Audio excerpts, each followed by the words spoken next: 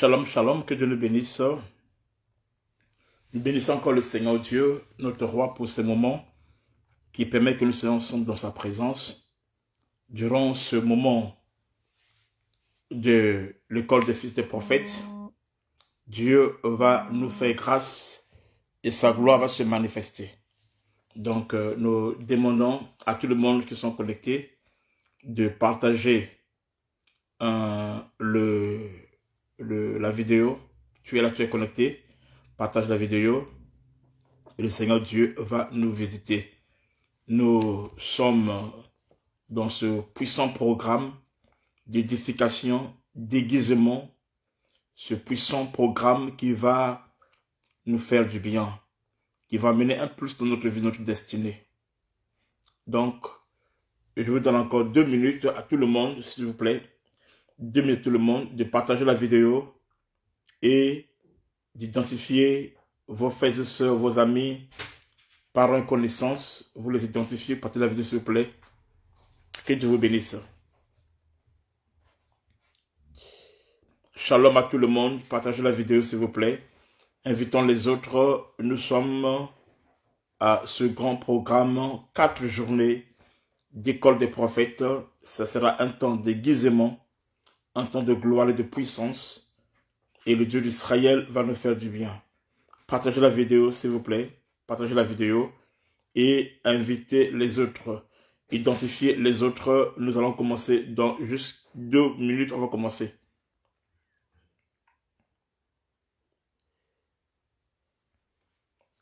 Connectez-vous, invitez les autres, partagez la vidéo et Dieu va nous faire du bien. Je bénis tous ceux qui sont connectés, tous ceux qui sont en direct. Que le Seigneur Jésus-Christ vous fasse du bien pendant cette école des prophètes. Cette école deviendra un signe, un témoignage dans ta vie, dans ton ministère, maintenant et pour toujours. Amen. Nous aurions, durant cette école,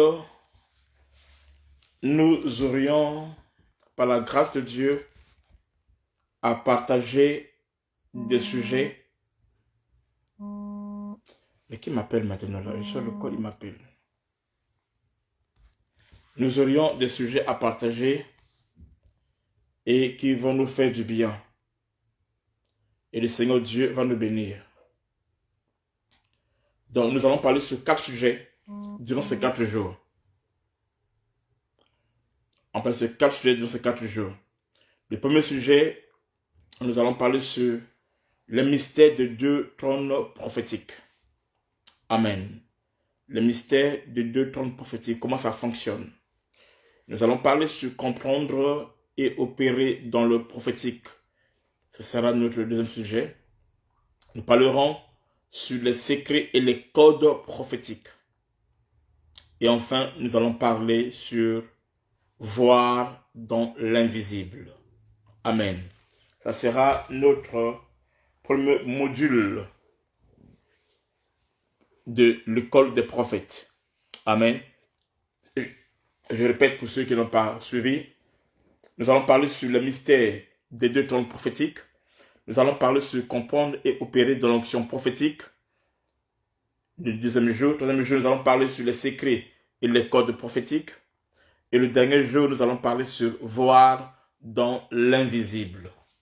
Et je suis persuadé que le Seigneur notre Dieu nous fera vraiment du bien. Amen. Donc pour aujourd'hui, notre thème d'aujourd'hui, en guise d'introduction, c'est le mystère des 2 trônes prophétiques.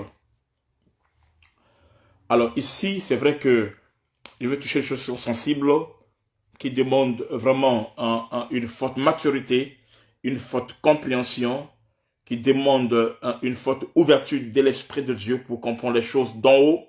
Amen. Mais je vais dire ça, je ne vais pas trop entrer dans les mystères d'abord. Je vais aller doucement, lentement, et Dieu nous fera du bien. Je demande à Cathy Andréo, dès qu'on finit l'enseignement, tu mets ça sur YouTube. Que Dieu te bénisse, ma fille. Évangéliste Cathy Andréo, sois bénie, ma fille. Ok, donc nous parlons sur le mystère du 2 trônes. En quoi consiste En quoi consiste cet enseignement, ce chapitre-ci? Ce chapitre-ci, le mystère de deux trônes prophétiques, consiste à t'aider à comprendre comment tu peux opérer, comment tu peux recevoir, ok, te connecter, comment tu peux te connecter, recevoir et opérer dans le domaine auquel Dieu t'a appelé. Comment tu peux te connecter, recevoir et opérer dans le domaine auquel Dieu t'a appelé.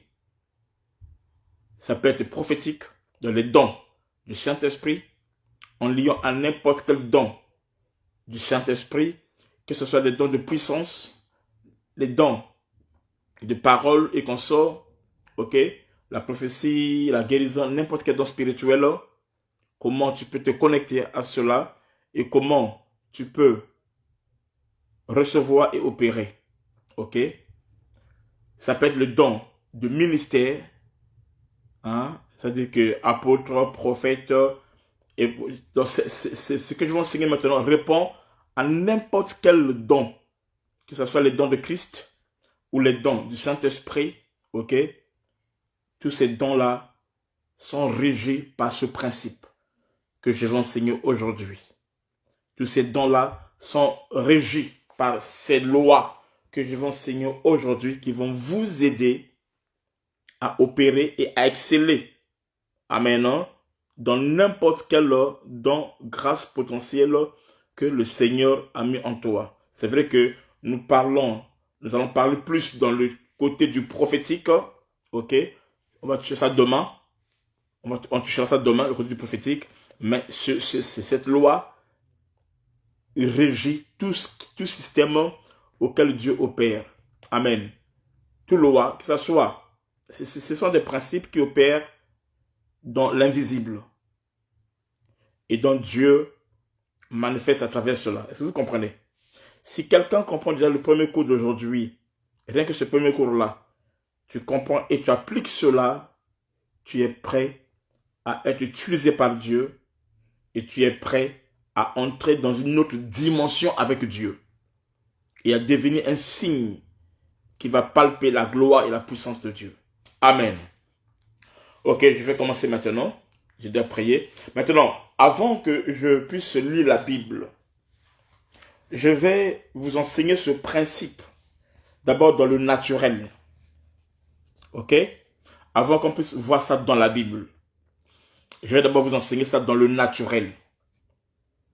Afin que ça passe bien. Je vais prendre les choses naturelles pour vous faire comprendre ce qui est spirituel. Donc je commence d'abord par ce qui est naturel. Et ensuite, je vais aller dans la Bible pour vous dire les mêmes choses, mais d'une manière biblique. Je les dis d'abord d'une manière naturelle, et ensuite, je vais les dire d'une manière biblique.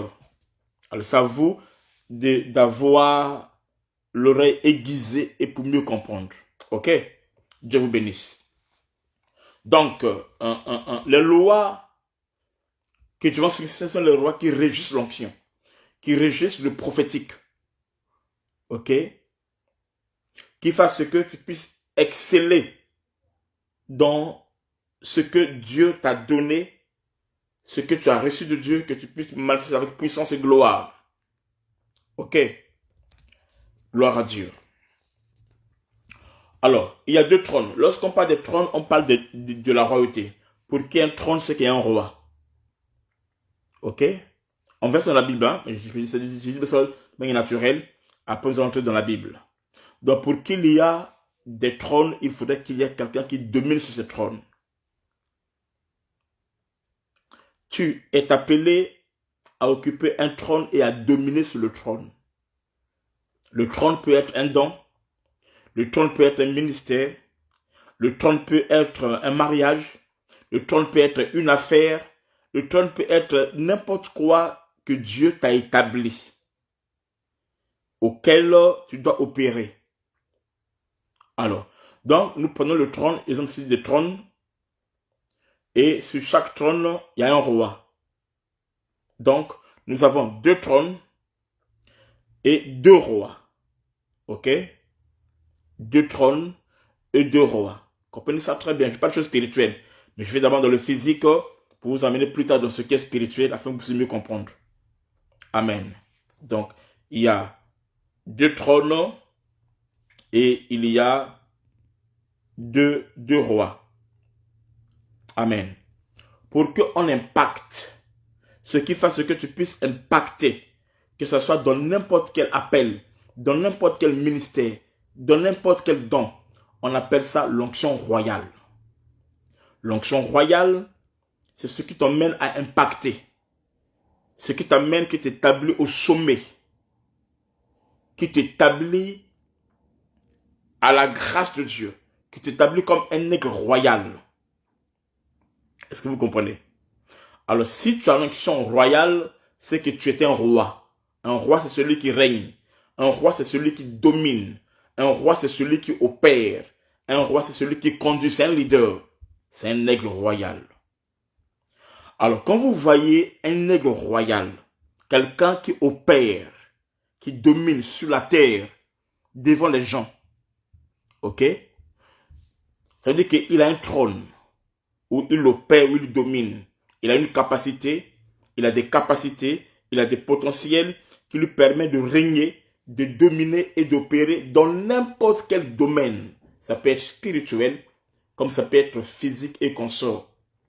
Alors pour que un roi puisse dominer sur la terre, ce roi-là doit avoir 2 trônes. Il doit faire à 2 trônes. Pour que tu sois fort dans le prophétique ou dans n'importe quel don auquel tu opères, tu dois avoir 2 trônes. Il y a un premier trône et il y a un deuxième trône. Et celui qui domine et qui opère est celui qui est assis sur le deuxième trône. Mais il y a un premier trône. Sa vie à lui, amen, le secret de sa royauté, le secret de la force est lié au trône. Et en Israël, le trône a été donné à Juda. Ok? En Israël, le trône a été donné à Juda. Ok? Nous allons voir ça. Donc, chaque roi doit avoir 2 trônes. Mais sauf que, il règne que sur le deuxième trône. Amen. Si tu n'as pas 2 trônes, tu ne peux pas impacter dans le domaine prophétique. C'est impossible. Pour que tu impactes dans le domaine prophétique, obligatoire, tu dois avoir 2 trônes. Un trône là où tu règnes, là où tu exerces ton ministère. Amen. Et un premier trône qui est invisible. Donc il y a 2 trônes. Un trône qui est invisible et un deuxième trône qui est visible. Ce que les hommes voient dans le visible est en rapport avec ton trône invisible, qui est le premier trône. Mais le trône auquel toi tu opères, dans le prophétique, ou dans n'importe quel don, ou dans n'importe quel appel et ministère, ce trône-là, c'est un trône qui est visible. C'est ça le ministère, le prophétique, la guérison, n'importe quel appel et tout ce que Dieu peut faire avec toi. Amen. Chaque roi a 2 trônes. Amen. Chaque roi, je répète, a 2 trônes. Chaque leader a 2 trônes. Amen. A 2 trônes obligatoires. Il y a le premier trône auquel ce roi-là tire sa force. Le roi qui règne dans le deuxième trône tire sa force dans le premier trône. Et le deuxième trône, c'est là où il exerce sa force. Il y a un premier trône où tu tires ta force et un deuxième trône où tu exerces ta force. Donc dans le prophétique, il y a un premier trône qui existe auquel le prophète tire sa force et un deuxième trône où le prophète règne. Mais là où il règne, c'est le deuxième trône. Mais là où il tire sa force, c'est le premier trône.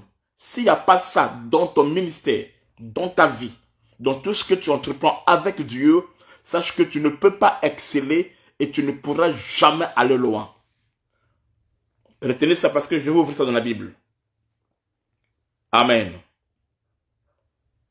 La vraie force du roi ne découle pas, amen, du trône auquel il exerce sa force. La vraie force du roi découle et émane du trône dans lequel il tire sa force. La vraie force du roi, je répète, ne découle pas et n'émane pas du trône là où il règne.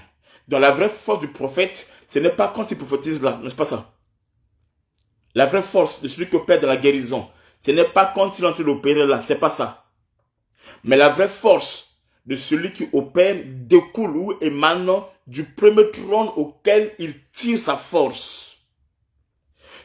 L'homme donne que ce qu'il a reçu. Celui qui n'a rien reçu ne peut rien donner. Donc quand un prophète, ministre de Dieu, donne ce qu'il a reçu ça quelque part, sa force, son impact, ce n'est pas ce que vous voyez. Son impact, c'est le trône auquel il est connecté, d'où il reçoit. Amen. Ces deux trônes sont étroitement liés l'un envers l'autre. Sauf que l'un est le reflet et l'extension de l'autre. Amen. L'un est le reflet, l'extension de l'autre. Ils sont inséparables. Ces deux trônes sont inséparables. Ils sont liés. Mais sauf que l'un fait la force de l'autre. Est-ce que vous me comprenez? Ces deux trônes offrent deux dimensions distinctes à ce roi. Amen.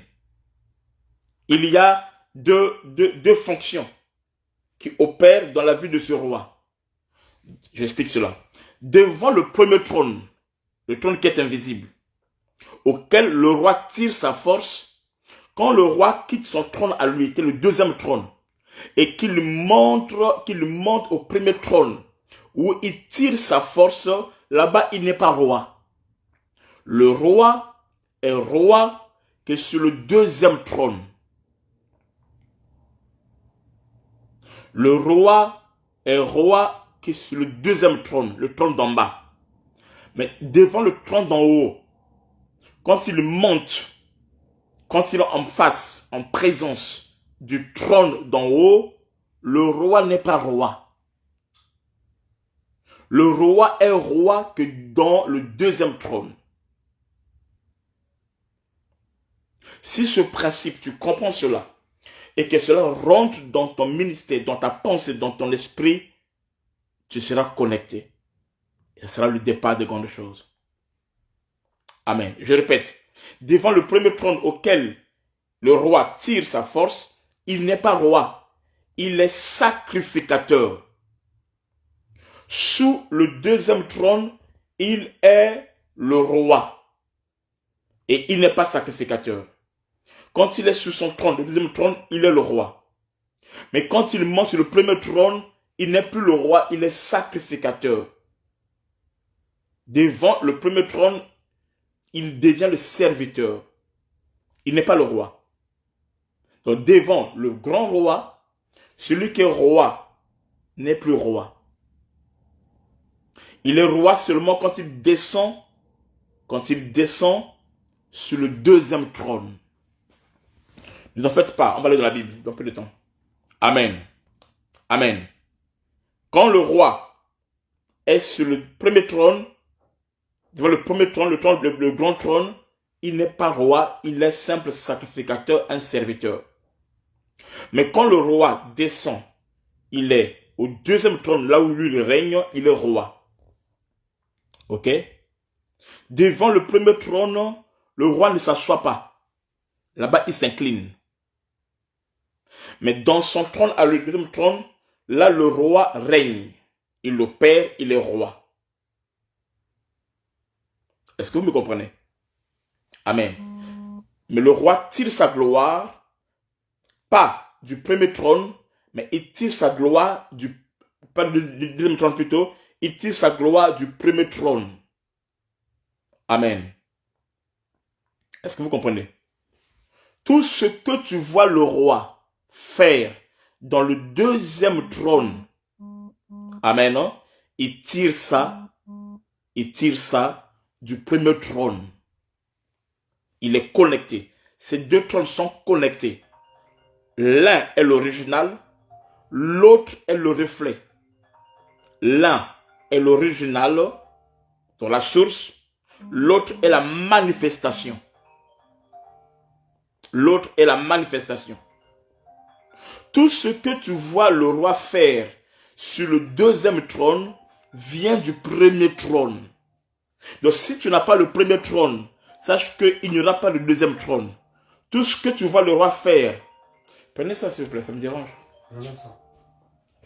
Tout ce que tu vois le roi faire dans le deuxième trône provient du premier trône. L'impact du deuxième trône est lié à la connexion que ce trône a envers le premier trône ou le grand trône. Est-ce que vous me comprenez?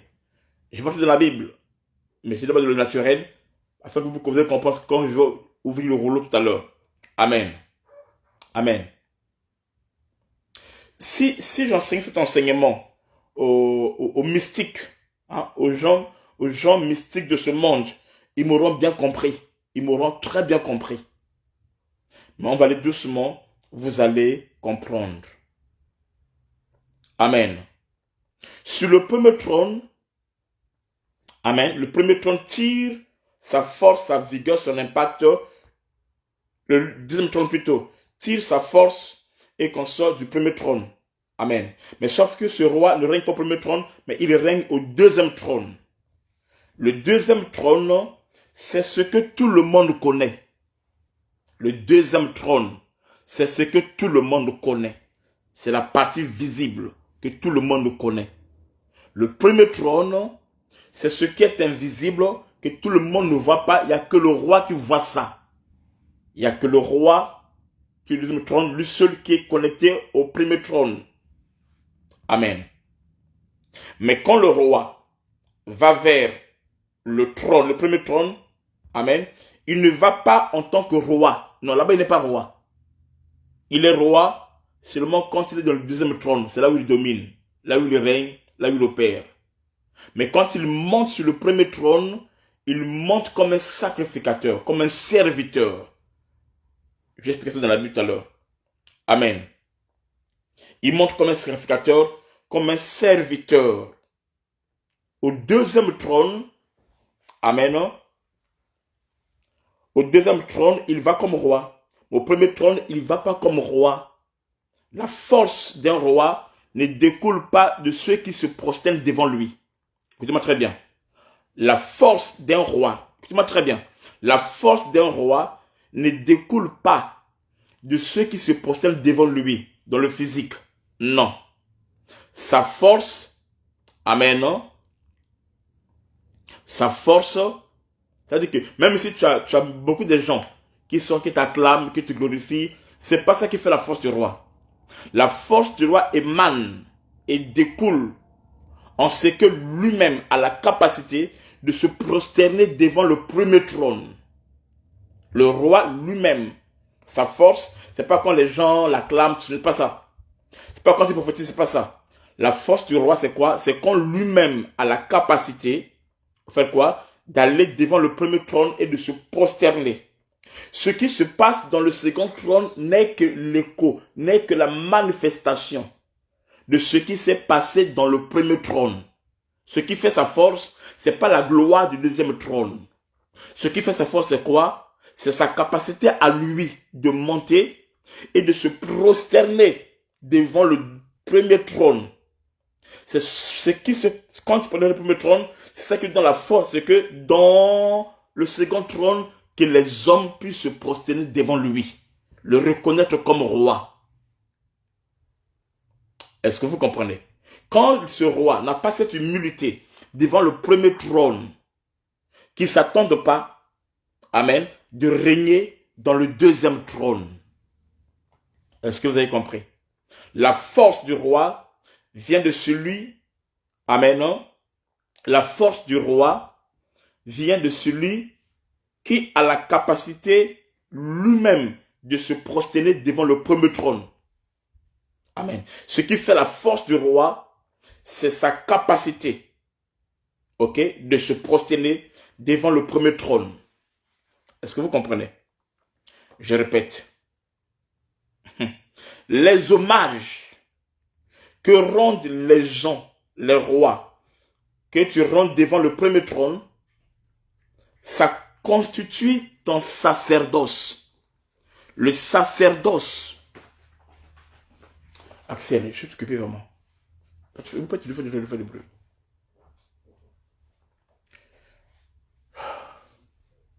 Le sacerdoce.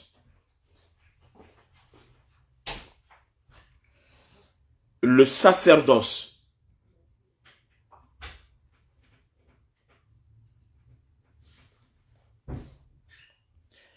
Les hommages que rend le roi devant le premier trône, ok, c'est ce qui constitue son sacerdoce.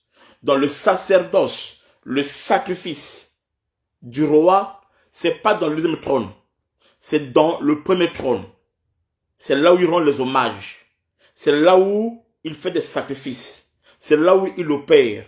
Et ce qu'il fait devant le premier trône, c'est ce qui va influencer le deuxième trône là où il règne.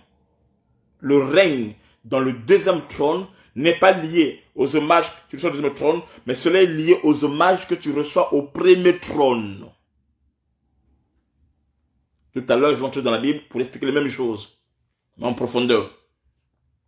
Donc, entre la royauté, je pose une question, entre la royauté du deuxième trône et les hommages du premier trône, qu'est-ce qui passe en premier?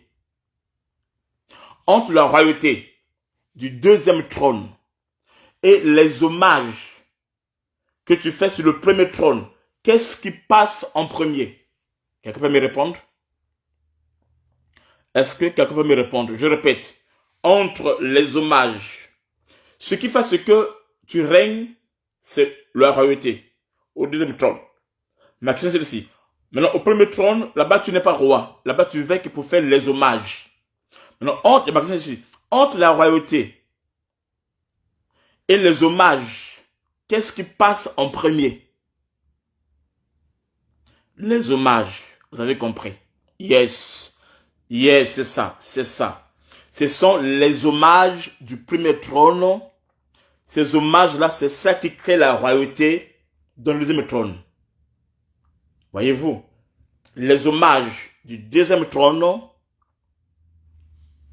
les hommages du premier trône, c'est ça qui crée la royauté du deuxième trône. Donc, les hommages que tu apportes au premier trône, c'est ça qui fabrique, qui crée la royauté au deuxième trône. Donc, ne peut que prophétiser, ne peut avoir de l'impact comme prophète. C'est celui-là qui a la capacité de se dépouiller comme prophète, de monter au premier trône. Là-bas, il n'est pas prophète. Là-bas, il va comme serviteur. Il va comme sacrificateur. Il va comme celui qui apporte les hommages, les louanges. Amen. Non? Et ce qu'il fait au premier trône, c'est ce qui fera ce que qu'il soit fort au deuxième trône, là où il règne comme roi. Donc, si vous voyez quelqu'un avec l'onction royale, comme un leader, en train de régner et d'opérer, comprenez ceci, qu'il a un trône, un autre trône invisible qui existe. Et ce que vous voyez sur la terre n'est autre que le reflet de ce qui se passe dans l'invisible. Alors, si dans l'invisible, rien ne se passe, sur la terre, rien ne se passera. Mais si dans l'invisible, quelque chose se passe, sur la terre, quelque chose se passera. En d'autres termes, si vous voyez sur la terre quelque chose se passer, sur la terre, comprenez ceci, que cette personne-là est connectée au premier trône qui est la source. Merci, Catchandrio. Amen. Donc, La royauté vient en second et les hommages viennent en premier. Maintenant, les hommes n'acceptent pas ça. Les hommes veulent avoir la royauté sans passer par les hommages. Les hommes veulent devenir rois sans pourtant être sacrificateurs. On ne peut pas devenir roi tant qu'on n'est pas sacrificateur. Amen. Devant le premier trône, on ne sera jamais roi. On sera toujours sacrificateur, serviteur, servante. C'est au deuxième trône où nous devenons rois. Alors si tu n'as pas vécu la gloire, le service, le sacerdoce du premier trône, tu ne pourras jamais vivre la gloire, la royauté du deuxième trône. Est-ce que vous me comprenez? C'est comme ça que ça se passe dans le spirituel. Ça se passe dans le spirituel. Amen. Donc il faut rendre d'abord le sacerdoce, les hommages, les sacrifices avant de recevoir la royauté. La royauté, ce n'est pas tu pries comme ça, là Dieu te oint. Non, c'est pas comme ça. C'est pas comme ça, ça n'existe pas. C'est moi qui je vous dis ça, ça n'existe pas. Tu pries comme ça, paf, Dieu te oint, ça n'existe pas. Les onctions normales, oui. Mais la royauté, c'est pas comme ça là. Pour qu'il y ait la royauté, il faut obligatoire que tu puisses rendre sacerdoce, les hommages, les sacrifices quelque part sur le premier trône. Et ces hommages que tu rends, ces sacrifices que tu fais, ce sacerdoce que tu rends, c'est ça qui va accoucher la royauté. La royauté est une conséquence de ce qui s'est passé dans le premier trône. On ne peut pas être dans le deuxième trône si on n'a jamais été dans le premier trône. Yes, le deuxième trône n'est autre que la manifestation du premier trône lorsque tu rends les hommages, le sacerdoce, les sacrifices. Et c'est comme ça, c'est ce travail-là qui va accoucher la royauté. La royauté, ce n'est pas que je prie, je jeûne, Dieu me donne. Non, le prophétique ne viendra pas comme ça. Le prophétique est une conséquence. Je suis apôtre de la Bible. Donc quand je dis quelque chose, ça veut dire que je peux faire ça par A plus B. Tout à l'heure, on va rentrer là-bas. Ok. Allons dans la Bible. Nous sommes dans Genèse 29. Genèse 29, 31 à 35. Est-ce qu'on peut mettre le verset? Genèse 29, 31 à 35. Je commence mon message. Genèse 29, 31 à 35. La Bible nous dit ceci. Genèse 29, 31 à 35, la Bible dit ceci. L'Éternel vit que Léa n'était pas aimée. L'Éternel vit que Léa n'était pas aimée. Il la rendit féconde, tandis que Rachel était stérile. Ok. Léa vint enceinte. Léa devient enceinte et enfanta un fils à qui elle donna le nom de Ruben. Car elle dit, l'Éternel a vu mon humiliation et maintenant mon mari m'aimera. Ça, c'est le premier fils que Léa a engendré, il s'appelle Ruben. Amen, non? Il lui donne le nom Ruben. Pourquoi? Parce qu'il a dit, l'Éternel a vu mon humiliation et maintenant mon mari va m'aimer. Donc Ruben veut dire, l'Éternel a vu. Donc Dieu a vu. L'Éternel vit. Il voit. Ruben, c'est voir. Ok? 33. Elle devient encore enceinte et enfanta un fils. Et elle dit, l'Éternel a entendu que je n'étais pas aimé. Et il m'a aussi accordé celui-ci. Et elle lui donna le nom de Siméon. Siméon veut dire quoi? L'Éternel a entendu. Ruben, l'Éternel a vu. Siméon, l'Éternel a entendu. 34. Elle devint encore enceinte et enfanta un fils et elle lui dit, pour cette fois-ci, mon mari s'attachera à moi, car je lui ai enfanté 3 fils. C'est pourquoi on lui donne le nom de Lévi. Lévi veut dire quoi? Attaché. Lévi veut dire attaché. Donc, Ruben, l'Éternel a vu. Siméon, l'Éternel a entendu. Et Ruben je serai attaché avec mon mari. Est-ce que vous voyez cela? Alors, arrivé au quatrième enfant, Judas, 35, elle devint encore enceinte et enfanta un fils. Et elle dit, cette fois-ci, je louerai l'Éternel. C'est pourquoi elle lui donna le nom de Judas. Et elle cessa d'enfanter. Oh, Shiloh, Shiloh, Shiloh. Eh, Zambé, écoutez la parole de Dieu maintenant. Ici, c'est Léa qui est en train de mettre au monde des enfants. Il commence par Ruben. L'Éternel, mon mari, ma vie, tout comme ça. Après, il vient maintenant sur Siméon. C'est entendre. Tout ça, c'est lié à Jacob. Après, il vient sur Lévi, qui veut dire attaché. En d'autres termes, je serai attaché avec mon mari. Voyez-vous? Quand il a fait toutes ces choses-là, ça n'a rien apporté. Ça n'a pas changé sa situation. C'est là où beaucoup de chrétiens ont des problèmes.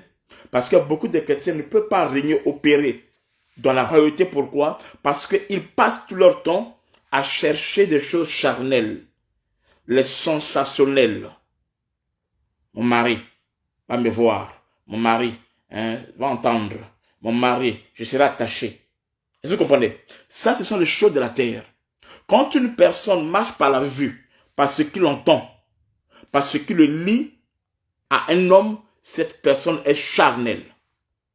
Cette personne est charnelle. Et elle ne peut pas aller loin avec Dieu. Mais quand Léa arrive au quatrième fils, il ne parle plus des choses qui sont liées entre lui et Jacob. Non. Ce n'est plus une histoire de rivalité. Ce n'est plus une histoire de concurrence entre lui et Rachel. Ce n'est plus une histoire de rivalité. Il monte la dimension. Il s'envole comme un aigle. Il lui appelle Judas. Il dit, cette fois-ci, l'Éternel sera loué. Voyez-vous? L'Éternel sera loué. Alors, une fois qu'il rentre dans le mystère de Judas, c'est-à-dire le mystère des hommages, le mystère de la louange, où il ne cherche plus ce qui est charnel. Il ne discute plus un homme avec sa rivale, sa copine, sa sœur Rachel et consort. Lorsqu'il quitte ces choses-là, et qu'il monte maintenant, il établit le premier trône. Et Shiloh, amen. Le premier trône, lorsqu'on monte, on monte comme un adorateur. On monte comme un sacrifice. Quand il monte comme un sacrifice, voyez-vous, comme un adorateur, il ne monte plus pour chercher les histoires que mon mari a vues, mon mari va entendre, mon mari, on sera loué, on sera attaché avec mon mari. Il laisse les histoires de mon mari. Il laisse l'histoire de Rachel, qui était une distraction dans sa vie. Elle monte maintenant et dit, cette fois-ci, l'Éternel sera loué. Elle ne s'adresse plus à la chair. Elle ne s'adresse plus au temps et aux circonstances. Elle ne s'adresse plus à l'histoire qui est dans son foyer. Elle ne s'adresse plus, elle s'occupe plus de ces choses de la terre, voir, entendre, s'attacher, tout ça, là, lier son mari. Elle n'est plus dans ça. Cette fois-ci, elle monte comme un aigle. Mais quand elle monte comme un adorateur. Or, la Bible déclare, l'heure vient. Elle est déjà là où les vrais adorateurs adoreront le Père en esprit et en vérité. Car Dieu cherche les vrais adorateurs. Parce que dans la recherche de Dieu, Dieu ne cherche pas des hommes et des femmes qui veulent le m'as-tu vu. Non. Qui veulent qu'on puisse me voir, qui veulent qu'on puisse l'entendre, qui veulent qu'on puisse, c'est lui qui est attaché, c'est lui qui est comme ça, non, non. Mais Dieu cherche des hommes qui quittent le niveau charnel, qui quittent le niveau de la terre, qui montent comme les aigles. Il dit, cette fois-ci, il y a les autres fois et il y a cette fois-ci. J'annonce à quelqu'un, cette fois-ci ton ministère sera impacté de l'onction prophétique. L'onction prophétique est cette capacité qui t'emmène, qui te fasse que tu vas laisser les choses de la terre.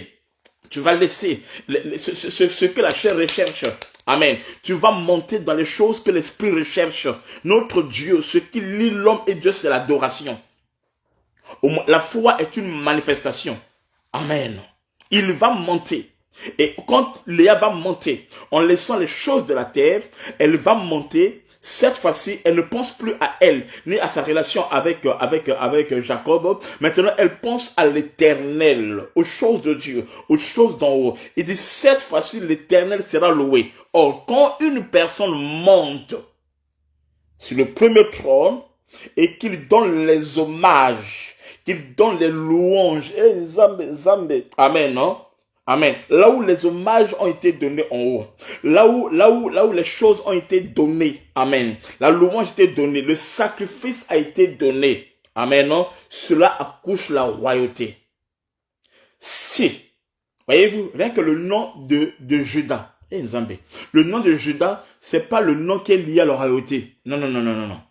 Le mot Judas n'est pas lié à une royauté. Le mot Judas qui veut dire louange est lié à l'adoration. Le mot Judas qui veut dire louange est lié au sacerdoce. Le mot Judas qui veut dire louange est lié aux hommages. Les hommages que lui, elle donne à Dieu. Les hommages qu'elle apporte à Dieu. Mais le fait qu'elle a produit les hommages à Dieu, et ici, quand il y a les hommages vers le premier trône, ces hommages-là vont créer la royauté. C'est pour cela, c'est alors que Judas, qui était dans la louange, dans l'adoration, va devenir le roi. Le bâton de Shiloh sera entre ses mains. Pourquoi? Parce que il n'a pas cherché la royauté. Mais Judas, amen, sa mère a d'abord cherché les hommages, a servi le premier trône.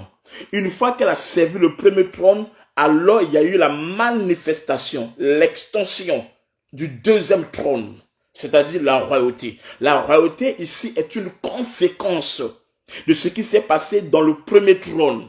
Si tu n'as pas le premier trône, tu n'auras pas le deuxième trône. Si tu veux régner, impacter prophétiquement, tu dois être connecté au premier trône qui est les hommages. Et c'est ce premier trône qui est les hommages qui produira en toi maintenant la royauté. La royauté est une conséquence. Amen. La royauté est une conséquence. Une suite logique. Amen. Ce qu'un homme aura sémé, c'est ce qu'il va récolter. Si tu n'as pas un père spirituel en qui tu te soumets, en qui tu donnes les hommages, amen, en qui tu sers, si tu ne sers pas ton père spirituel, si tu ne sers pas, je veux dire Dieu, vous ne le voyez pas.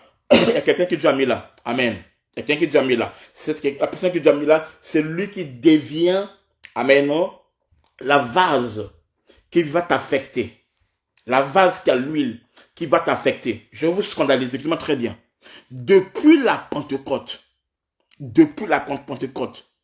l'Esprit de Dieu, amen, ne descend plus du ciel. L'Esprit de Dieu ne descend plus du ciel. Le fait que l'Esprit puisse descendre du ciel était une promesse. La Bible nous parle de la pluie, de la première pluie et la pluie de la saison. Il n'y a que 2 pluies.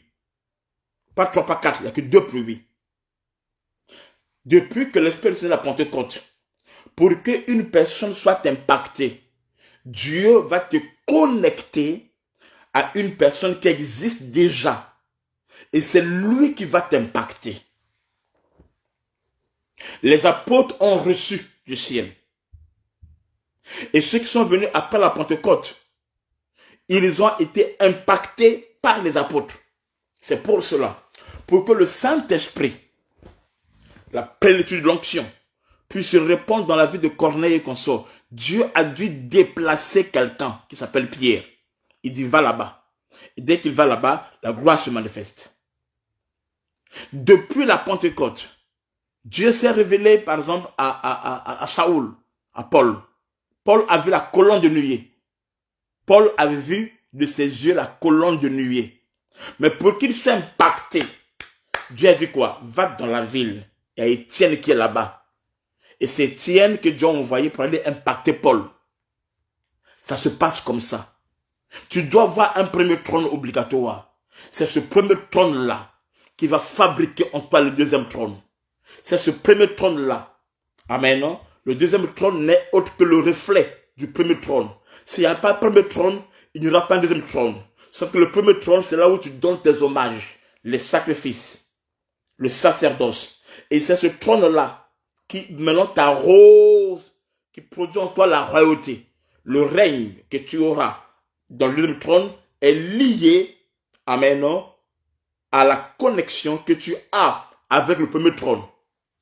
Tu n'as pas compris, j'explique encore. J'ai dit, depuis la Pentecôte, jusqu'à maintenant, Dieu passera toujours par quelqu'un d'autre qui a ce que tu veux avoir et c'est lui qui va t'impacter et qui va t'affecter. On verra ça dans la suite des enseignements les jours à venir. Ok, écoutez.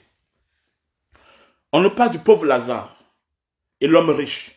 Le pauvre Lazare est mort, l'homme riche aussi est mort. Arrivé au ciel, l'homme riche, comme s'il était habitué à commander le pauvre Lazare, il va recommander, Dieu dit à la pauvre Lazare d'aller dire à mes frères de se repentir afin qu'ils ne viennent pas là où je suis. Ça ne se passe pas comme ça là. Dieu lui dit que là où ils sont là-bas, ils ont Moïse et les prophètes. Ils ont la parole et ils ont les prophètes qui sont là-bas. Ils doivent les écouter, eux qui sont là-bas. Ce n'est pas quelqu'un d'autre qui va quitter ici au ciel pour aller les annoncer là-bas, non. Là où ils sont sur la terre, ils ont des gens, ils ont la parole, donc la loi, et ils ont Moïse et les prophètes. Ils vont écouter ceux qui sont en vie parmi eux. S'ils ne les écoutent pas et qu'on sort, rien ne se passera. Tu as besoin du premier trône qui peut ici symboliser un père spirituel, une vase communicante. Une vase communicante qui va te communiquer la grâce de Dieu, qui va t'impacter, qui va libérer sur toi la grâce de Dieu. La relation que tu as avec le premier trône, comment tu te soumets au premier trône, comment tu sers le premier trône, les sacrifices que tu fais par rapport au premier trône, c'est ça qui va créer en toi la royauté, c'est-à-dire le règne dans le deuxième trône. Est-ce que vous avez compris? Est-ce que vous avez compris cela? Je vois, des années plus tard, une fois que Léa a élevé les hommages, la louange, dans Judas et consort, des années plus tard, Jacob lui dit, Amen, non? Amen. Il lui dira, oh Judas, tu reçois les hommages de tes frères. Judas, tu reçois les hommages de tes frères. Les hommages des frères que Judas reçoit, c'est-à-dire pour que les gens obéissent à Judas comme roi, que les gens se soumettent à Judas comme roi, c'est parce que lui-même, Judas, a fait quoi? Avait élevé Dieu, avait donné les hommages à Dieu. Voyez-vous, lorsque Léa laisse les histoires de Ruben, Dieu m'a vu, les histoires de Siméon, Dieu m'a entendu, les histoires de Lévi, tout consort, tout ça là. Maintenant, il laisse ces choses charnelles et consort et il élève. Lorsqu'il élève, amen, lorsqu'il élève Dieu dans l'adoration, dans les hommages, alors cela crée la royauté dans Judas. Et Judas maintenant va faire quoi? Judas maintenant va recevoir les hommages de ses frères. Et sa main va tenir la nuque de ses ennemis.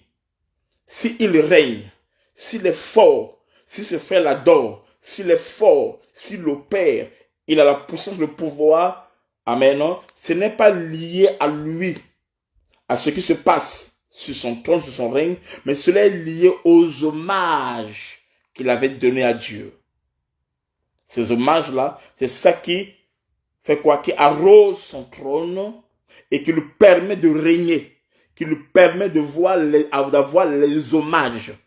Amen. L'impact prophétique que tu dois avoir sur la terre est lié, amen, à la manière dont tu es connecté à l'homme providentiel qui représente Dieu, ok? Qui est la main de Dieu, amen, non? Et comment tu le sers. Devant cet homme providentiel, tu n'es pas prophète. Tu es prophète dans ton trône à toi. Mais devant ton père, tu n'es pas prophète. Devant le premier trône, tu n'es pas roi. Tu es un serviteur. C'est pour cela, Jésus, quand il revient dans le monde, il vient comme fils, comme le serviteur. Voyez-vous, devant son père, lui, il est serviteur. Mais devant nous, il est le roi des rois. Mais devant son père, il est le fils, il est le serviteur. Et son père est élevé. Il dit, je ne fais rien de moi-même. Ce que je vois le Père faire, c'est ce que je fais. Donc Jésus-Christ est le reflet de la gloire de Dieu. Jésus-Christ est l'image visible d'un Dieu invisible. Il obéit à ce principe. Son impact, son ministère, l'impact de son ministère sur la terre n'est pas lié à lui-même, non. Mais cela est lié à la relation, à la communion, à l'intimité qui est entre le Fils et le Père. De telle sorte que Jésus pouvait dire, je ne fais rien de moi-même. Ce que je vois le Père faire, c'est ce que moi je reproduis sur la terre. Donc ce qu'il fait sur la terre n'est autre que la manifestation. Mais quand Jésus monte dans la présence de Dieu, il ne monte pas comme un roi, non. Il monte comme le Fils. Il ne monte pas comme le lion. Il monte comme l'agneau. Devant son Père, Jésus est l'agneau. Voici l'agneau de Dieu. Mais dans son règne, Jésus devient le lion. Il opère, il manifeste la divinité, la puissance. Si tu n'es pas l'agneau devant ton Père spirituel, devant la vase prophétique qui doit t'arroser, ne t'attends pas à devenir le lion sur la terre. Amen. Devant ton Père, ne sois jamais un lion. Devant la vase qui doit t'arroser, ta mère spirituelle, ton Père spirituel, ne sois jamais un lion, jamais de ta vie. Amen. Là-bas, tu es l'agneau. Quelle que soit la gloire que tu auras dans ton deuxième trône, tu es l'agneau. Tu es lion que sur le deuxième trône. Mais devant le premier trône, tu es l'agneau. Tu n'as pas à discuter. Tu n'as pas à te faire voir que c'est toi qui es Jésus. Non, non, non. Jésus, devant son Père et le Fils. Un point trait. Après avoir fait tous les miracles, l'onction qu'il avait avec lui, dans Jean 11, il dit, Père, je te loue. Voyez-vous, il est sur le point de faire le miracle. Mais il fait quoi? Il élève d'abord le Père. Il élève le Père. Il élève le Père. Il élève le trône auquel il dépend. Il élève ce trône. Si ce comportement, cette culture pénètre ton esprit et cela devient ta vie, alors tu es sur le chemin qui va te conduire à manifester l'onction prophétique. Amen. Tu es sur le chemin qui va te conduire à manifester l'onction prophétique. Amen. Jacob établit Judas sur le premier trône. Amen. Comme un adorateur. Et alors, il va se manifester comme un roi au deuxième trône. Amen. Pourquoi Judas reçoit les hommages de ses frères? Parce qu'il a rendu les hommages, la louange. Il se prosterne devant Dieu au premier trône. Celui qui se prosterne au premier trône, au deuxième trône, les hommes vont se prosterner devant lui. Si les hommes ne se prosternent pas, regarde ta relation que tu as avec le premier trône et corrige cela.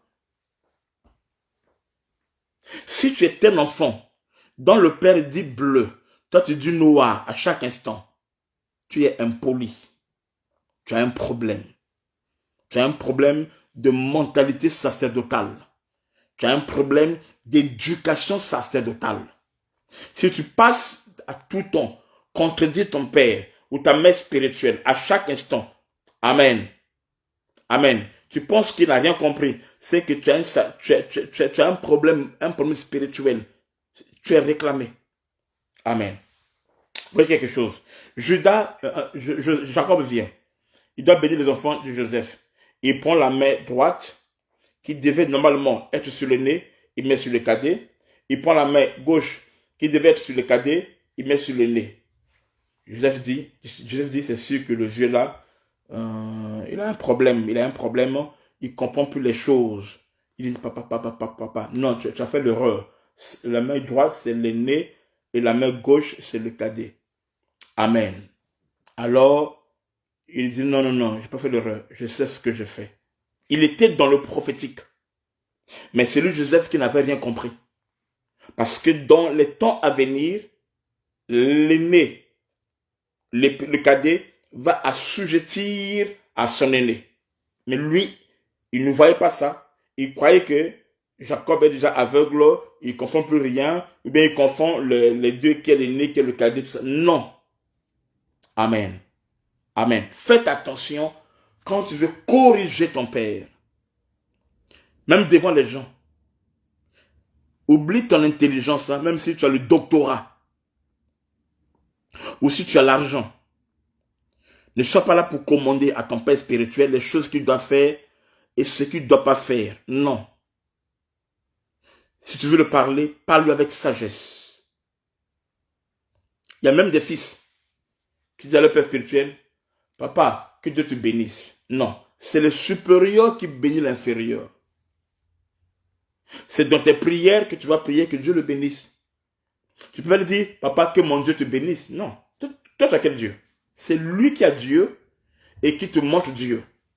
Comment toi qui es inférieur, tu veux montrer, tu dis à ton supérieur que mon Dieu puisse te bénir? Amen. De quel Dieu parlez-vous?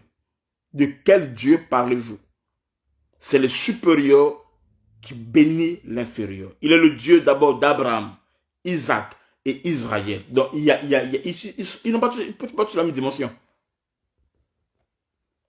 Quand vous comprenez ces choses, vous aurez les prédispositions de recevoir l'onction. L'onction ne tombe pas sur tout le monde, non. L'onction tombe dans la vie de ceux qui sont prédisposés à le recevoir. Tu dois apprendre à respecter tes anciens. Celui qui est ancien avant toi, tu dois le respecter. Celui qui est ton père, tu dois le respecter. Celui qui a été consacré avant toi, même s'il est moins âgé que toi, tu dois le respecter. Si ton père est une femme, tu dois la respecter comme une femme. Tu ne regardes pas qu'elle est une femme, tu regardes la grâce, le don, l'appel, la charge, la couverture auquel il incarne, le pouvoir auquel il incarne. Ce que tu donnes, ce que tu manifestes envers ton père ou ta mère spirituelle, c'est ce qui va se faire dans ta vie. L'homme ne moissonne que ce qu'il a sémé. Quelle est ton attitude envers ton mentor? Quelle est ton attitude envers ton père spirituel? Qu'est-ce que tu apportes? Comment tu te tiens? Devant ton père spirituel, tu ne peux pas être là comme, je ne sais pas qui, non.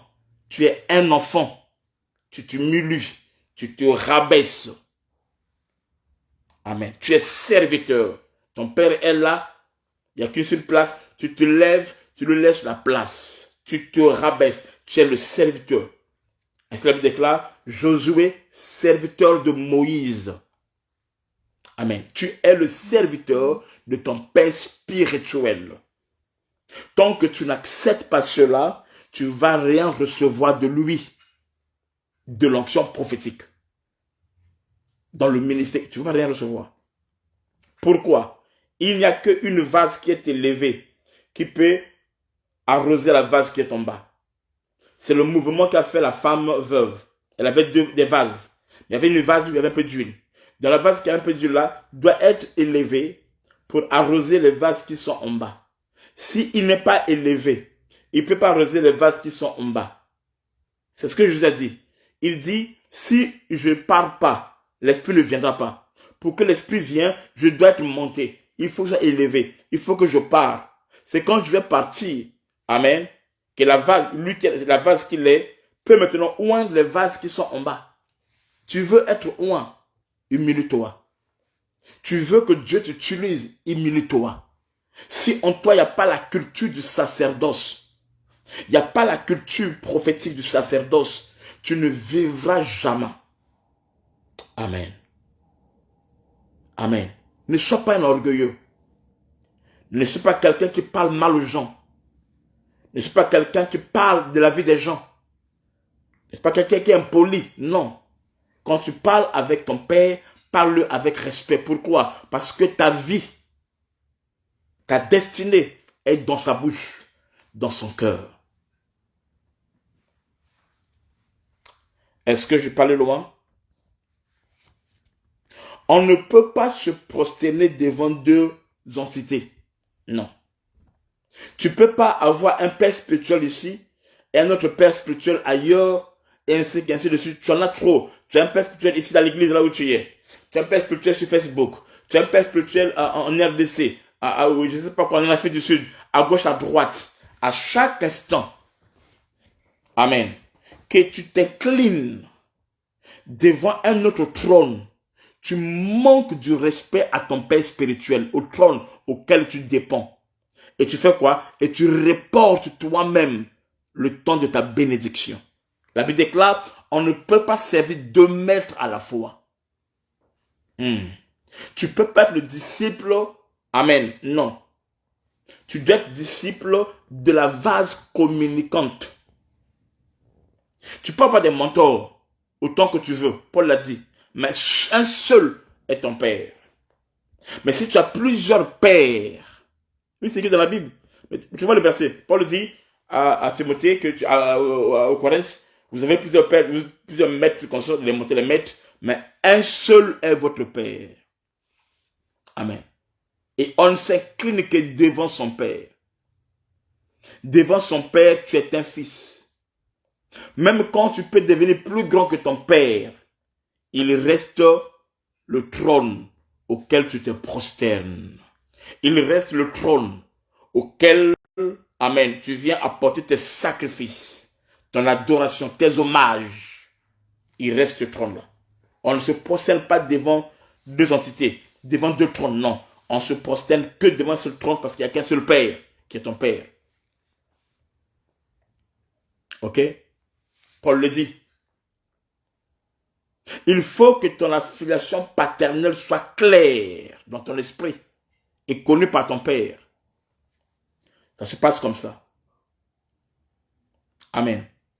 Timothée, au début, ce n'est pas le fils de Paul. Paul l'a rencontré, il était serviteur. Mais Timothée a fait allégeance. Il a fait allégeance à Paul. Il est devenu son fils spirituel. Et Paul l'a considéré comme son fils spirituel. Et il lui a communiqué le don. Il dit, ne néglige pas le don que tu as reçu par l'imposition des mains. Paul dit, je viendrai vers vous et je vais vous communiquer quelques dons. Donc Timothée a fait allégeance à Paul et est devenu son fils spirituel.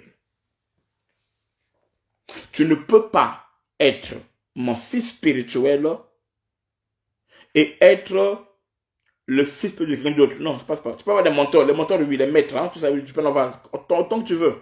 Mais le Père spirituel est sacré. Il n'y en a que un. C'est comme dans la chair, le Père biologique. Tu n'en as que un. Amen, non? Et ça se passe comme ça là. On ne peut pas se procéder devant deux entités. On ne peut pas servir de maître à la fois, c'est impossible. Pourquoi Judas que vous voyez, Judas, est un lion invincible? Pourquoi dans son règne il est fort? Pourquoi Judas est un lion invincible? Pourquoi il est fort? Il est un lion invincible. C'est parce que Judas, à chaque instant, quand il veut aller en guerre, qu'est-ce qu'il fait? Il rentre d'abord en intimité avec Dieu. Et quand il rentre en intimité avec Dieu, il ne rentre pas comme un lion, mais il rentre comme un agneau devant Dieu. Amen. Comme un agneau. Le fait qu'il rentre comme un agneau, il simule, il s'efface. Alors sur la terre, il est élevé, il est fort. Ça se passe comme ça. On va lire un texte. 2 Chroniques 20, 20 à 21. 2 Chroniques 20, 20 à 21. 2 Chroniques 20, 20 à 21. La Bible dit ceci. 2 Chroniques 20, 20 à 21. La Bible dit ceci. De qui tu es fils? Tu es connecté à quel trône? Tu es connecté à quel trône? 2 Chroniques 20, 20 à 21. La Bible dit ceci. Le lendemain, ils se mirent en marche de grand matin pour le désert de Tekoa. À leur départ, Josaphat se présenta et dit, écoutez-moi Juda, et vu Juda, et habitants de Jérusalem, confiez-vous en l'Éternel votre Dieu, et vous serez affermis, confiez-vous en ses prophètes, et vous serez reçus. Regardez le verset 21. Puis, d'accord avec le peuple, il nomma des chantres qui revêtus d'ornements sacrés et marchant devant l'armée. Et célébraient l'Éternel et disaient, louez l'Éternel, car sa miséricorde dure à toujours. Ils vont en guerre. Ils vont en guerre. Au moment d'aller en guerre, puisque Judas, sa force, est liée au premier trône, et sur le premier trône, il n'est pas le lion, il n'est pas le guerrier, il est un agneau, un adorateur, celui qui rend les hommages. Ils font quoi? Ils font passer les chantres en premier. Donc, ils mettent l'adoration en premier. Ils mettent les hommages en premier. C'est-à-dire qu'ils se lèvent, ils vont au premier trône. C'est ce que ça veut dire. Ils vont au premier trône. Et une fois qu'ils ont élevé les hommages, la louange, la gloire, au premier trône, pas comme les guerriers, pas comme les lions, mais comme l'agneau, comme le serviteur d'abord de l'Éternel, au premier trône. Et alors, la conséquence est que, au deuxième trône, ils deviennent invincibles. Et pourtant, les ennemis qui sont en face d'eux, ils sont très forts. L'ennemi est très fort. L'ennemi est puissant. L'ennemi est bien équipé, mieux équipé que Judas. L'ennemi est mieux équipé qu'Israël. Mais sauf que la victoire n'est pas liée à ce que tu es, mais la victoire est liée au trône auquel tu dépends. Si tu ne peux pas avoir le cœur de ton Père, un cœur qui pardonne, un cœur qui aime, un cœur qui soutient les faibles et consort, et tu veux faire les choses selon toi, tu n'arriveras pas. De qui es-tu fils? Qui est ton père? Tu veux régner, terrasser tes ennemis, dominer tes ennemis comme Judas. La première des choses, ce n'est pas d'abord la guerre. Monte, arrose le trône. Et quand tu montes là-bas, tu montes comme un adorateur, comme un serviteur. Tu montes pour apporter tes sacrifices. Amen. Et ensuite, sur ton trône, tu vas opérer comme le lion. Tu verras, amen, ce que Dieu va faire à travers toi. Parce que vous êtes connectés. Ces deux trônes sont connectés. Amen. Ces deux trônes sont connectés. Il te faut être connecté au premier trône pour opérer au deuxième trône. Ça se passe comme ça. Là. Amen. La force de Judas, ce n'est pas l'armée. Je dis à quelqu'un, la force de Judas, ce n'est pas l'armée. Le secret de Judas, ce n'est pas l'armée. La force de Judas, le secret de Judas, c'est son adoration. Amen. C'est ce qu'il fait au premier trône. C'est le service qu'il rend à son père. C'est le service qu'il rend au premier trône. C'est ça qui fait la force de Judas. Et quand il descend au deuxième trône, quelle que soit la force de l'armée qui était en face de lui, Judas devient plus que vainqueur. Christ dit, quand je serai élevé, vous serez ce que je suis. Il dit, de la même manière que Moïse a élevé le serpent dans le désert, il faut que le Fils de l'homme soit élevé. Les hommages précèdent toujours la royauté, la victoire, le règne constant. Les hommages doivent précéder. Qui est ton père spirituel? Qui est ta mère spirituelle? Qui est la personne qui t'arrose? Tu es connecté à quelle source? Tu es connecté à quel trône? Comment tu te tiens devant ce trône? Comment tu te comportes devant ce trône? Tu veux recevoir? C'est facile. Cela dépend seulement de la manière dont tu t'approches, comment tu te connectes, et c'est cela qui fera ce que tu puisses mieux recevoir. Amen. On reçoit ici. C'est pas, oh, tu vois quelqu'un là-bas, Prie pour moi, tout ça là, il prie pour toi. Il n'y aura rien, rien. À moins que tu l'adoptes comme ton père et que tu puisses le servir pour recevoir. Si Élisée est fort, parce que Élisée est cet homme-là qui arrosait les mains, qui versait les mains sur les mains d'Élie. Devant Élie, il n'est pas Élisée, le grand prophète. Devant Élie, Élisée est le fils qui sert son père. C'est tout. Et Élisée, devant le prophète Baal, devant les fils des prophètes, il devient le Seigneur. Voyez-vous, il est leur Seigneur. Ils ont dit, Seigneur, regarde la ville. C'est beau à voir. Et qu'on sort. Et il dit, apportez-moi un plat, mettez du sel. Il le perd maintenant. Vous allez voir qu'Élisée, la plupart de ses miracles ont été effectués avec l'eau. Et à travers l'eau, pourquoi? Parce que l'eau a été l'élément que Élisée a utilisé pour servir son père. Alors cet élément est devenu le point de contact entre le surnaturel, l'onction d'Élisée, d'Élie, et l'onction, et ce qui va passer dans la vie d'Élisée. Vous allez voir qu'Élisée, il a fait plus de miracles avec l'eau. Voyez-vous, il sépare le Jourdain avec l'eau. On parle la ville. On dit que dans la ville, il y a un problème. Qu'est-ce qu'il va? Lui, il prend le dit, il va à la source des eaux. Voyez-vous, ils sont en pleine bataille. Il fait quoi? Il dit, creusez les trous, mettez de l'eau. Ils vont aller quelque part couper du bois. Il y a le fer qui tombe. Il dit, prenez le bois, jetez sur l'eau. Bref, l'eau est devenue un point de contact. Pourquoi? Parce que c'était avec ça qu'il servait son père. Et Dieu devait agir en sa faveur. Tu es lié à quel trône? L'onction est là, oui. Mais c'est toi le problème. L'onction est là, mais c'est toi le problème. Tu sers qui? Tu sers quel trône? Quel trône auquel tu es connecté? Amen. Amen.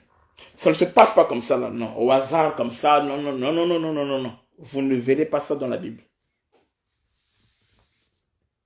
Amen. Mais vous verrez des hommes et des femmes qui ont opéré avec Dieu. Dans le modèle céleste. Disons quelque chose. Psaume 22, 3.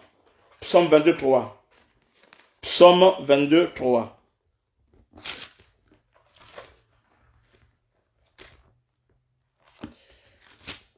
Psaume 22, 3. La Bible dit ceci.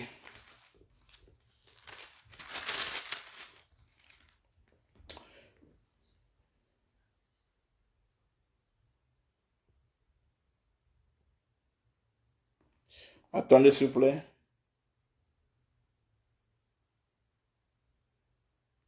Bon, on laisse ça, c'est pas grave. Amen. On va lire dans Apocalypse. Apocalypse 4, 4 à 5.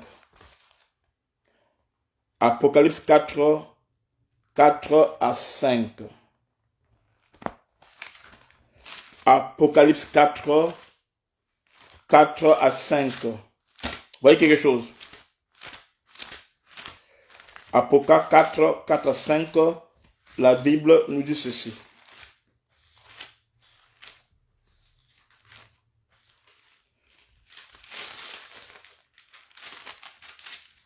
Autour du trône, je vis 24 trônes.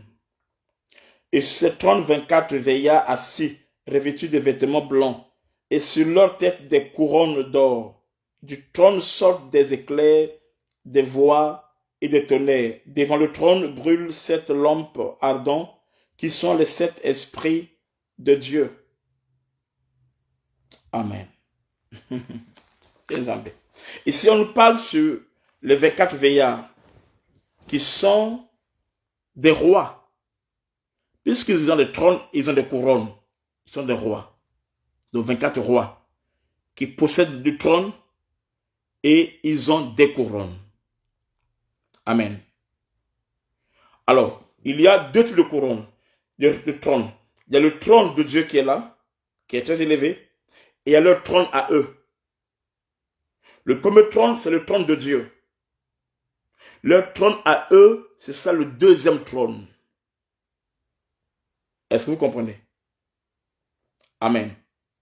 Leur trône sont la manifestation du reflet du trône de Dieu. Leurs trônes sont la manifestation du reflet du trône de Dieu. Leurs trônes sont l'extension du trône de Dieu. C'est ce qu'on appelle le deuxième trône. Amen. Et les 24 vieillards, quand ils s'approchent devant le trône de Dieu, ils ne s'approchent pas comme rois. Ils enlèvent leur royauté. Ils se lèvent, ils se prosternent, ils enlèvent leur couronne. Devant le grand trône, le trône de Dieu, le premier trône, les vieillards ne sont plus des rois. Ils enlèvent leur couronne. Et Zambé.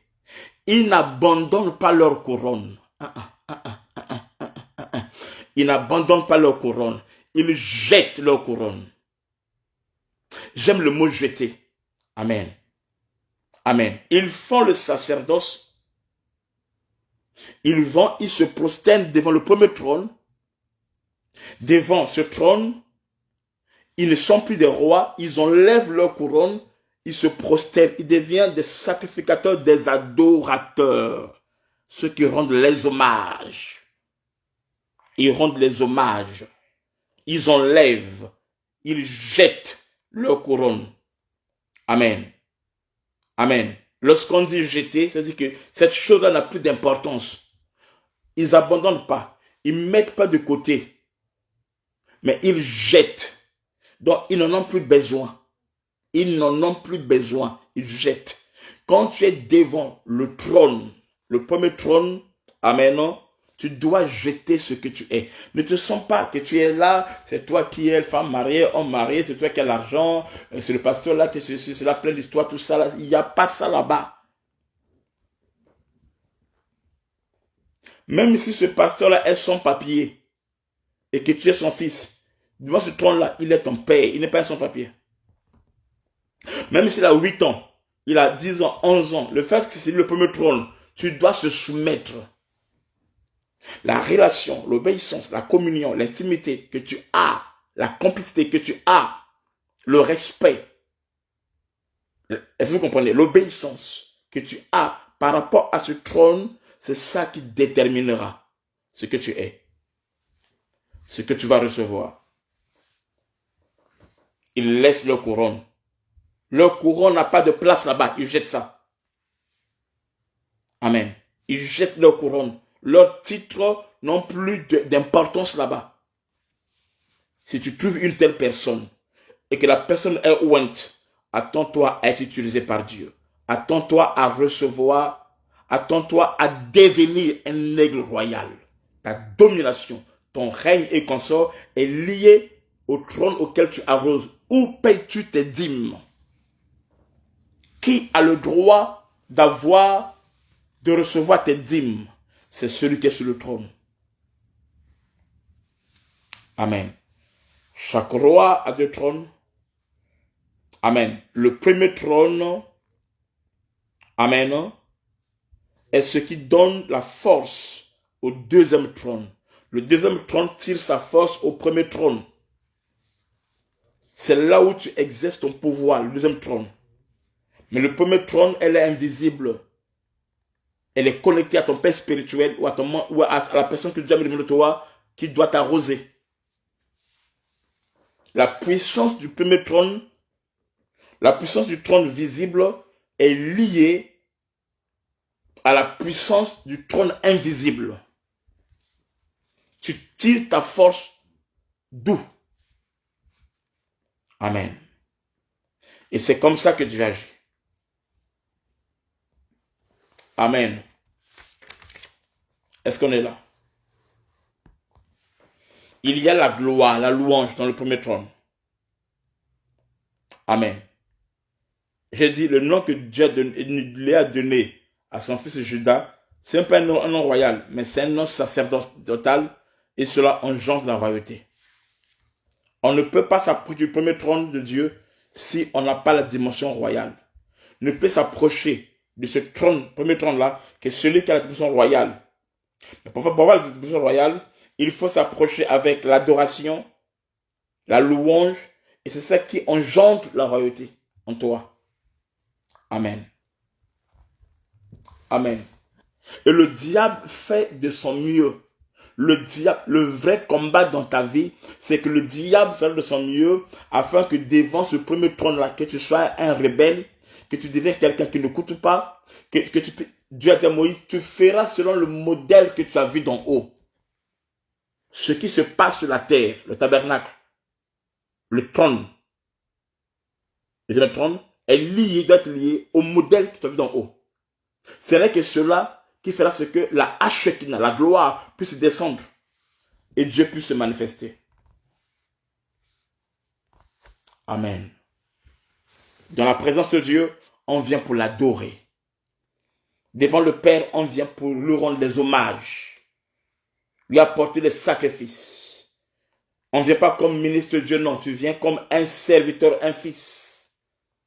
Jésus, devant son Père, il est venu comme un fils. Elle déclare, existant en forme de Dieu. Il ne s'est pas regardé égal à Dieu, mais il a dépouillé toute la divinité qui est en lui. Il l'a mis de côté. Il est devenu 100% homme. Il s'est humilié. Il a pris la forme du serviteur. Il a pris la forme du serviteur. C'est dans cette forme-là que la gloire de Dieu est appelée à se manifester. De qui tu es fils? De qui tu es fils? Tu passes ton temps contre ton père, à mentir au nom de ton père spirituel, à manquer du respect à ton père spirituel, à ta mère spirituelle. Tu fais ce qui te passe à la tête. Quand le jeune fils ne consulte plus son père spirituel, il se sent suffisant et consort. Sachez que c'est un rebelle en préparation. Et il finira mal sa vie. Amen. Amen. Je pense qu'aujourd'hui, je vais m'arrêter par là. Et demain, nous allons voir, comprendre et opérer dans l'onction prophétique. Et Dieu va agir. David était un adorateur. Et Zambé. Il s'est fait, si David est devenu puissant, parce qu'il était un adorateur. Contraire à Saoul, qui n'a jamais adoré Dieu. Mais David, c'est un adorateur. Il est roi, mais c'est un adorateur. Quand il monte dans la présence de Dieu, il oublie qu'il est roi. C'est pour cela qu'il peut danser de toutes ses forces, de telle sorte que sa femme ne voit plus en lui la royauté. Il dit, mais ça c'est quel genre de roi? Parce qu'il était devant le premier trône. Devant le premier trône, on ne monte pas comme roi. On monte comme fils, comme serviteur, comme un adorateur. Amen. Amen. Ok, je passe qu'à la fin pour aujourd'hui. Amen. Si David était fort, Dieu sa royauté, parce que pendant sa royauté, David a établi l'adoration 24 heures sur 24 heures durant tous les années de sa royauté. Et c'est ça qui a fait que dans sa royauté, toutes les batailles qu'il a livrées, il était vainqueur. Pourquoi? Parce qu'il était un adorateur. Il était un adorateur. Salomon fait la même chose. Pendant toute sa royauté, Salomon, il n'y a jamais eu de bataille, il n'y a jamais eu de combat en Israël. Pourquoi? Parce qu'avant qu'il commence sa royauté, il déclare qu'il sacrifia 1000 taureaux, 1000 bœufs, et tout ce qu'on sort. Et cela fait ce que, alors durant toute sa royauté, il n'y a pas eu de combat. Il était le vainqueur. Je prends place aux questions. Place aux questions. Judas Iscariote n'a pas régné. Pourquoi? Parce que quand tu vois la personne de Jésus-Christ, c'est lui qui se met à bouder comment Christ est adoré. Hein? Quand on a besoin de parfum, Jésus est content, lui il boude. Il ne supporte pas. Quand tu ne supportes pas la gloire du premier trône, tu vas perdre ton deuxième trône. Place aux questions. Posez des questions, je suis arrivé à la fin. Il me reste 4-5 minutes. Posez les questions, je vais répondre. Ça, c'était le premier enseignement, le premier cours, juste pour vous mettre dans les prédispositions de recevoir. Amen. Première question, allez-y, posez vos questions et je vais vous répondre. Vous avez compris l'enseignement? Amen. Si tu opères comme ça, tu vas recevoir de ton Père spirituel, de ton mentor. Tu vas recevoir.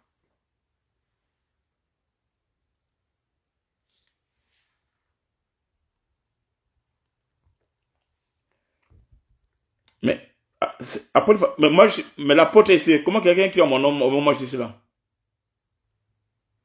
Quelqu'un écrit en mon nom, je n'apprécie pas ça. La personne qui pose la question doit écrire sur son Facebook, écrit sur son Facebook, pour ta question. Qui est la personne qui a écrit, qui utilise mon compte là? Je n'apprécie pas ça. Le Père spirituel, ce n'est pas forcément la personne qui t'a baptisé. Non.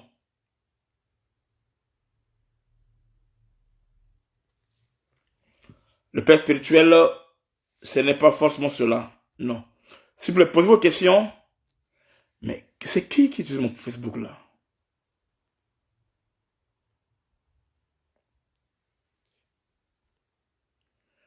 Et je peux avoir les questions, s'il vous plaît? Est-ce que je peux avoir les questions, s'il vous plaît?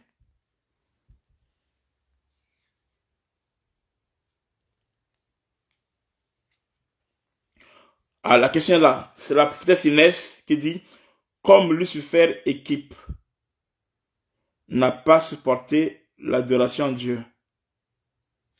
Je comprends tout bien ta question. Tu peux essayer un peu de la reformuler. Oui, Lucifer n'a pas supporté l'adoration de Dieu. C'est comme s'il il est descendu. Comme Judas aussi n'a pas supporté. Lorsqu'on a offert à Jésus-Christ les parfums de l'adoration, il n'a pas supporté. Il a commencé à bouder. Il dit non, il était mieux qu'on puisse vendre ce parfum, quand cet argent-là, lui donner aux pauvres. Ah, ok, merci. C'est pas une question, mais elle est en train d'affirmer.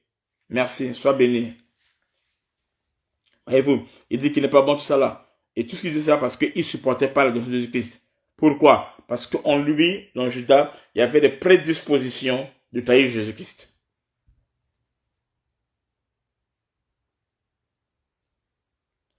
Est-ce qu'il y a d'autres questions?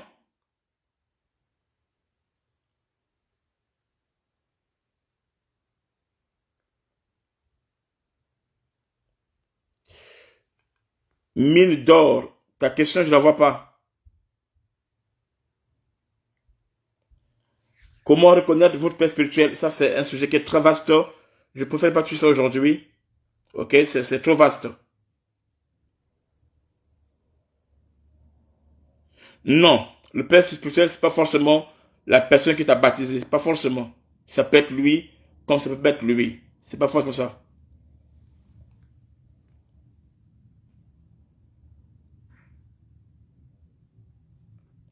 Est-ce que c'est normal d'avoir un père spirituel dans notre pays? Oui.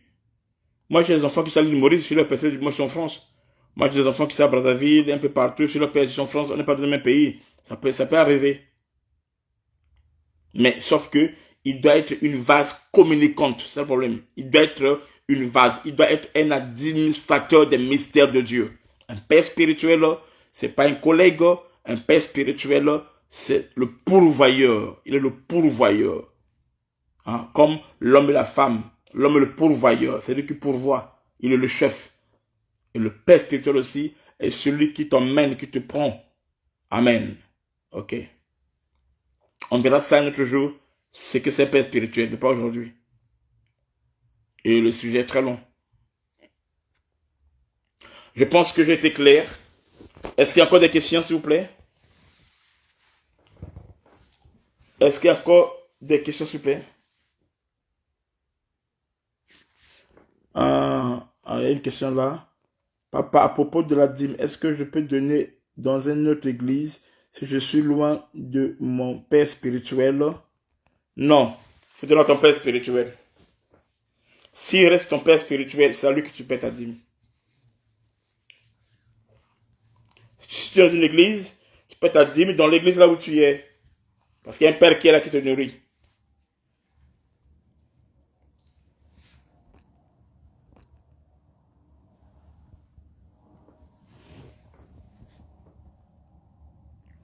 Quel est le rôle du père spirituel pour son fils ou sa fille? Son rôle, c'est ce que j'ai dit, c'est lui, par le service que tu rends, qui fasse ce que tu deviens, que tu puisses régner sur le deuxième trône. Le deuxième trône est le reflet du premier trône. De la force du trône, du deuxième trône, n'est autre que lié à son père spirituel, qui est le mage du premier trône.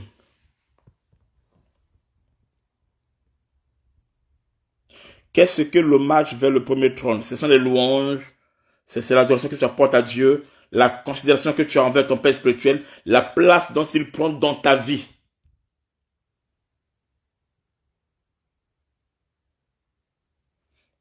Vous comprenez? La place dont tu prends dans ta vie, le sacerdoce que tu lui rends, les hommages, comment tu élèves ton père spirituel. Déclare, les hommes de Dieu méritent double honneur. Comment tu l'honores et consors. C'est ça les hommages. La fidélité, la loyauté, le respect, l'humilité que tu as envers lui.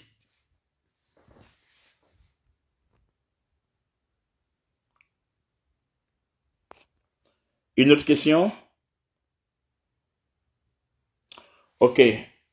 Est-ce qu'il y a une autre question? Il n'y en a plus. Ok, je vais clôturer par là. Demain, nous nous voyons à la même heure. Nous nous voyons à la même heure demain. Et nous allons voir un autre sujet. Amen. Et Dieu nous fera du bien. Le thème est celui-ci, comprendre et opérer dans le prophétique. Comprendre et opérer dans le prophétique. Je ne sais pas si on va penser à 2 jours, je ne sais pas. On va commencer. Demain, à 21h00, nous allons voir comprendre et opérer dans l'onction prophétique. Ok? Ce que j'enseigne aujourd'hui, c'est afin que vous ayez les prédispositions, que vous soyez une terre propice à recevoir. Il ne peut que recevoir, oui, aussi les offrandes aussi, oui, ne peut que recevoir que celui qui a élevé. Ok? Dieu vous bénisse. Je demande à tout le monde de me rendre service, tout le monde de me rendre service. Partage cette vidéo, au moins sur ta page, au moins dans 10 groupes. Partage, s'il te plaît, cette vidéo sur ta page et au moins dans 10 groupes. Maintenant, vas-y, partage ça. Je vais te partager et on se voit demain à 21h. Notre thème, ce sera comprendre et opérer dans le prophétique. Comprendre et opérer dans le prophétique. Et Dieu va nous bénir. Quand le diable te déconnecte à ton père, quand tu vois que tu es déconnecté à ton père, comprends que c'est le diable qui va te le récupérer le terrain pour te détruire, pour t'étrangler, pour te cribler. Je parle d'un vrai père. Que Dieu vous bénisse. Shalom, shalom, à demain. Partagez la vidéo. Ceux qui ont des questions, si vous me qui sont privées, et demain, je peux vous répondre ça même avant de commencer mon message. Dieu vous bénisse. Soyez des enfants soumis, des enfants qui comprennent, qui sont des serviteurs et servantes, qui rendent les hommages, la louange. Amen. Et qui vont vivre les retombées à travers la grâce de Dieu. Que Dieu bénisse. Shalom.